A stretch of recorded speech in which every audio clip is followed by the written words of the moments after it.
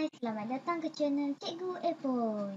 Cara mudah untuk memahami dan mempelajari bahasa Melayu. Selamat belajar.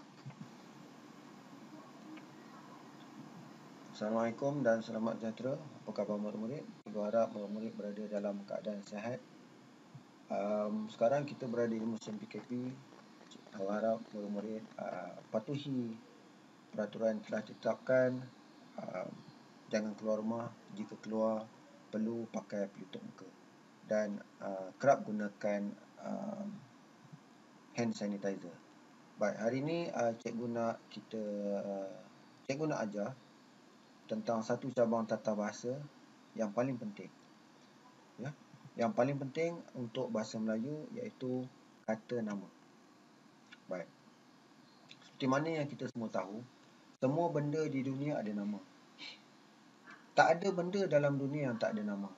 Jika benda itu tiada nama, kita akan beri nama pada benda itu. Ya, untuk memudahkan kehidupan kita. Bayangkan murid jika benda tak ada nama, nak panggil apa? Itu. Kan? Susah kan? Semua benda mesti ada nama. Ya. Jadi, untuk yang pertama, sebenarnya kata nama ni ada beberapa bahagian lagi murid.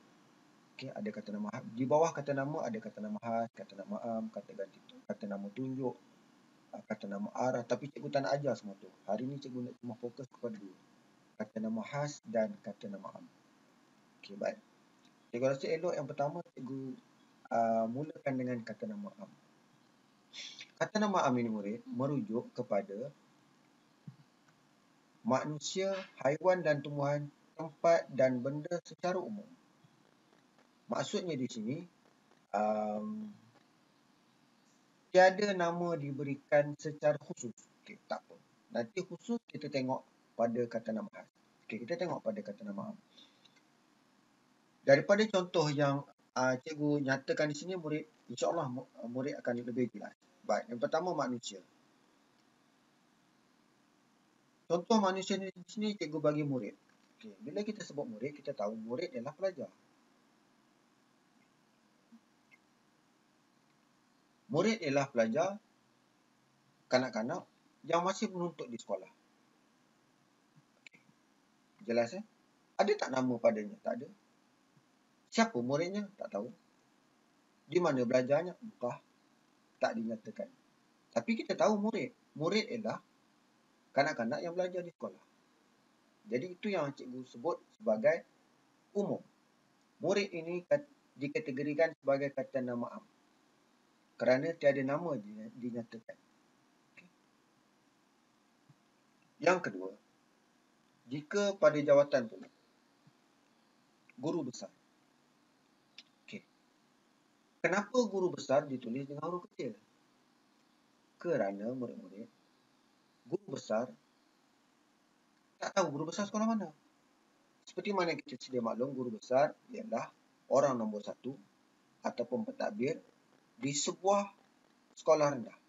Ketua di sebuah sekolah rendah. Tapi kita tak tahu sekolah rendah yang mana. Jadi itulah maksudnya tadi. Guru besar ini kita kategorikan sebagai kata nama. Manakala untuk haiwan dan tumbuhan pula, jenisnya sahaja. Di sini contoh kucing.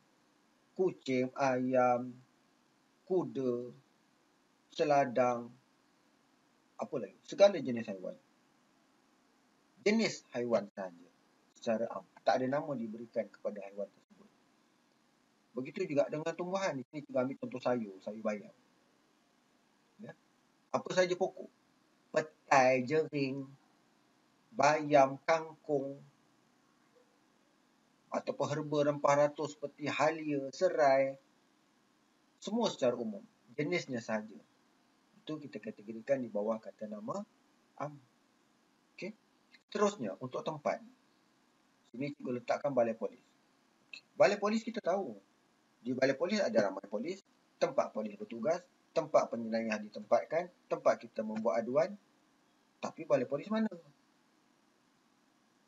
Kita tak tahu. Cuma dinyatakan balai polis. Jadi itu kita kategorikan di bawah kata nama am. Begitu juga dengan benda. Di sini kereta. Kereta, kita sedar, kita faham, kita tahu. Kereta ialah kenderaan beroda 4 yang boleh dinaiki oleh ramai orang. Boleh membawa boleh membawa sekurang-kurangnya 4 orang penumpang. Itulah kategori kereta. Kecualilah kereta smart car. Ya, ada yang boleh bawa 2 orang. Tapi secara umumnya kereta ialah kenderaan yang boleh membawa 4 orang penumpang. Okey. Tapi kita tak tahu kereta mana. Cukup sekadar kita nyatakan kereta sahaja. Secara umum. Okay, jelas murid? Inilah yang kita panggil sebagai kata nama am. Dan murid perlu jelas. Kata nama am ditulis dengan huruf kecil. Kecuali di permulaan ayat. Itu tak perlu jelaskan lah. Sebab di permulaan ayat murid, semua apa saja perkataan pun jika di permulaan ayat perlu tulis dengan huruf besar. Jadi murid jangan keliru. Murid ingat saja kata nama am ditulis dengan huruf kecil. Okey. Ada buku-buku rujukan yang menyatakan perlu ditulis dengan huruf besar di permulaan ayat. Okey. Cikgu takut murid keliru. Mudahnya di permulaan ayat semua perkataan kena tulis dengan huruf besar. Okey, jelas ya? Okay. Cikgu pergi pula kepada kata nama khas. Kata nama khas di sini murid merujuk kepada kategori-kategori ini tadi secara khusus, spesifik. Okey, baik. Kita ambil manusia. Nama orang. Contoh cikgu beri di sini Sofia. Okay. Ada murid yang akan tanya cikgu, cikgu, kakak saya nama Sofia. Jiran saya Sofia. Makcik saya pun Sofia. Banyak pula Sofia je. Tak khusus pun. Betul. Tetapi kamu kena ingat, Sofia kakak kamu karakternya lain. Jiran kamu karakternya lain. Pewatakannya lain. Rupa parasnya tak sama. Makcik kamu umurnya tak sama. Orangnya pun berbeza. Cuma nama yang sama. Jadi murid kena faham. Ya, nama tadi walaupun Sofianya sama nama tetapi orangnya tak sama. Jadi Sofia itu ini Sofia kakak saya, ini Sofia makcik saya, yang itu Sofia jiran saya. Jelas ya? Seterusnya, untuk jawatan guru besar SK St. Anthony. Kenapa guru besar? Sebab guru besar ini untuk SK St. Anthony. Dan kalau lebih cantik lagi, kita nyatakan guru besar SK St. Anthony Teluk Intan. Jadi jelas, jawatan itu cuma maksudnya merujuk kepada orang yang menjawat jawatan di sekolah itu, di tempat itu. Guru besar SK St. Anthony Teluk Intan. Jadi jelas, perlu ditulis dengan huruf besar. Sebab seorang saja. Okay. Haiwan dan tumbuhan. Okay. Untuk haiwan dan tumbuhan ini, kita beri nama. Contoh, kalau kata nama am tadi, kita jeniskan haiwan. Kalau untuk kata nama khas pula, kita beri nama pada haiwan itu. Contoh, si tompok untuk kucing. Kat rumah kalau kucing macam-macam lah nama kan. Si tompok lah, si belang lah, pak hitam lah, ikut pada sifat kucing tersebut. Ya. Ada yang kucing beri sisik, si gemuk pun ada. Macam-macam. Dan perlu ditulis dengan huruf besar. Cikgu, sama juga macam kes Sofia tadi. Cikgu, kucing saya tompok. Kucing jiran saya pun tompok juga. Dia tiru saya. Betul. Tetapi kucingnya tak sama. Dua kucing yang berbeza. Ya. Baik, terusnya. Cik Bayam. Cik Bayam ni cikgu rujuk kepada sayur contoh secara umum tadi. Tapi ini cikgu bagi nama. Cikgu kenapa nak bagi nama? Ya, contoh. Murid selalu baca buku. Okay, buku tentang tumbuh-tumbuhan. Dalam buku itu pula menceritakan tentang kehidupan tumbuh-tumbuhan di dalam sebuah hutan. Contohnya. Jadi, tumbuh-tumbuhan itu diberi nama. Tumbuhan itu diberi nama. Contoh di sini Cik Bayam. Jadi karakter tumbuhan itu mungkin bentuknya seperti sayur bayam, ada mata dan boleh berkata-kata. Kita berikan nama kepada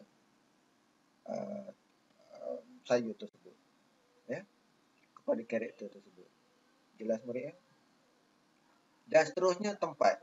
Balai Polis Teluk Intan. Tadi tempat Balai Polis. Sekarang Balai Polis Teluk Intan. Balai Polis mana? Balai Polis Teluk Intan. Satu je Balai Polis Teluk Intan, tak ada dua. Kalau ada cikgu, ada tempat tu ada dua, betul. Mesti ada tulis cawangan. Contoh, Balai Polis Daerah Teluk Intan. Balai Polis Daerah Teluk Intan, cawangan trafik. Mungkin ditempatkan di satu tempat yang lain. Dua benda yang berbeza. Dua tempat yang berbeza. Seterusnya kereta. Proton Inspira. Jenama pada kereta itu. Jenis kereta itu. Perlu kita tulis dengan huruf besar. Membezakan antara kereta. Itu kata nama khas. Dan yang terakhir murid-murid, tajuk sesebuah filem, tajuk buku. Okey, di sini cikgu ambil Bobo Boy. Murid paling suka lah ni. Bobo Boy lah, Transformer lah, apalah kan. Ingat, semua tajuk-tajuk itu begitu juga dengan tajuk buku dan tajuk mata pelajaran dia perlu ditulis dengan huruf besar. Kenapa? Kerana kata nama khas. Nombor dua sahaja kategori yang cikgu terangkan hari ini di bawah kata nama, iaitu kata nama am dan kata nama khas. Murid ingat, mudah saja. Kata nama am secara umum tidak merujuk kepada sesuatu secara khusus, manakala kata nama khas secara khusus ataupun spesifik khas untuk orang, haiwan, tempat, benda atau tajuk itu. Dan perlu ditulis dengan huruf besar. Manakala kata nama am pula tidak perlu ditulis dengan huruf besar. Okay, cikgu harap murid-murid faham dan jelas tentang pengajaran cikgu pada hari ini. Okay, untuk lebih meningkatkan pemahaman murid, murid boleh buka link di bawah yang cikgu ada letakkan template di bawah untuk murid membuat latihan. Okay, sampai kita jumpa lagi. Sebelum itu, jangan lupa untuk like dan subscribe jika murid-murid berpuas hati. Okay, sekian, jumpa lagi.